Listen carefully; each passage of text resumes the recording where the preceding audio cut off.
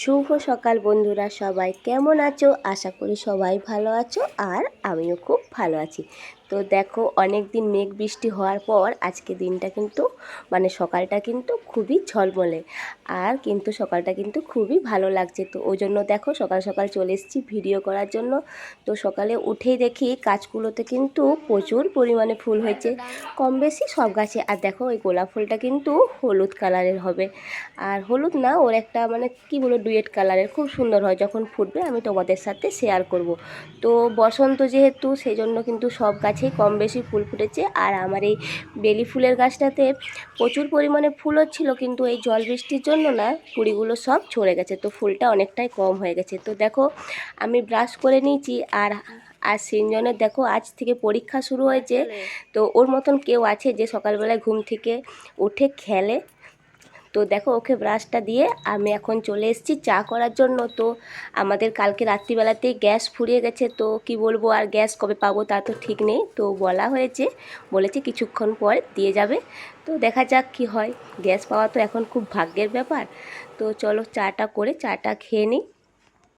যেহেতু আজ বৃহস্পতিবার, তাই আজকে কাজের চাপটাও অনেকটা বেশি। তো তুমি তো জানো সবাইকার বাড়িতে বৃহস্পতিবারে বড়ি দিচ্ছি, বিড়ি কলাই, তাই তো? মা দিচ্ছে, আমি দিতে পারিনি একদম, আর বোনও দিতে পারেনি, এই জন্য মা দিচ্ছে। দেখো এতগুলো দেওয়া হয়ে গেছে, আর এই যে এটা হলে শেষ। মিক্সিতে বাটা হলো, হ্যাঁ মিক্সিতে বেটে নিয়েছি একদম, শিলে বাটতে পারিনি। আর এই বড়িগুলো খেতে কিন্তু খুবই ভালো লাগে।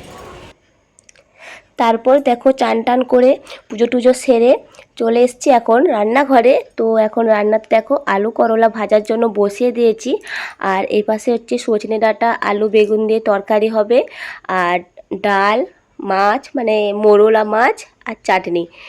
আর কি বলবো, গ্যাস তো চলেই এসছে আমাদের, তোমরা তো দেখতেই পেলে। আর এখন আমি কি রান্না করব, দেখো এটা একটা ছোট্ট কড়াই। তো ভাবছো তো কোথায় পেলে? এটা হচ্ছে আমাদের পাকা বুড়ি কড়াই। তো ওর পিসি ওকে দিয়ে পাঠিয়েছে, ওর আবদার যে ওকে ছোট্ট কড়াইটাতে একটা ডিম ভেজে দিতে হবে। তো যেহেতু আজকে নিরামিষই, আজকে আমরা কিন্তু কোনো নিরামিষই রান্না করিনি, তাও ওর আবদারে তো রাখতেই হবে, ছোট মানুষ। আর দেখো ডিমটা ভাজার সময় কড়াটা তো ছোট, প্রচুর পরিমাণে গরম হয়ে গিয়েছিল, সেই জন্য কিন্তু আগুন লেগে গিয়েছিল। তো চলো ওকে ডিমটা ভেজে দিই।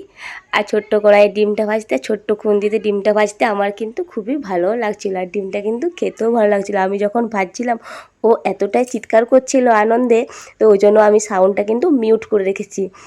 সে কি বলবো, এতই আনন্দিত হচ্ছিল আর কি ডিম ভাজা দেখে। আর আমারও খুব ভালো লাগছিল।